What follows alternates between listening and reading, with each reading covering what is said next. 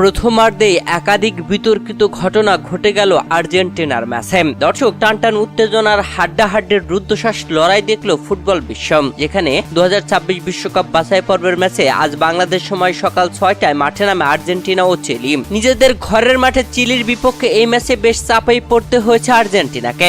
শুরু থেকে রেফারি যেন পাচ্ছে না ট্যাকেল দিতে, এত ভয়ঙ্কর ভাবে মোকাবেলা হচ্ছে দুই দলের খেলোয়াড়দের মধ্যে। শুধু যে বল নিয়ে হচ্ছে তা নয়, কথার লড়াইয়ে চলছে রীতিমতো। এমন ম্যাচে টানটান উত্তেজনায় একাধিক গোলের সুযোগ তৈরি করলেও কোনো দলই পায়নি গোলের দেখা, যেখানে প্রথমার্ধে কোনো দলই গোল করতে পারেনি। দর্শক, তবে এই ম্যাচে মাঠে নামার আগ মুহূর্তে লিওনেল মেসি ও ডিমারিয়া মন কেড়ে নিয়েছেন সকলের, যেখানে আনহেল ডিমারিয়াকে অফিসিয়ালি ভাবে বিদায় জানালো আর্জেন্টিনা। আর ডিমারিয়াকে বিদায় জানাতে লিওনেল মেসি আসলেন ভিডিও বার্তায়। ভিডিও বার্তায় এসে ডিমারিয়াকে যা বললেন সাথে সাথেই কেঁদে দিলেন ডিমারিয়া। দর্শক, ভিডিও কলে এসে কি এমন বললেন লিওনেল মেসি, যা শুনেই কেঁদে দিল ডিমারিয়া। পুরো স্টেডিয়াম থমকে গেল।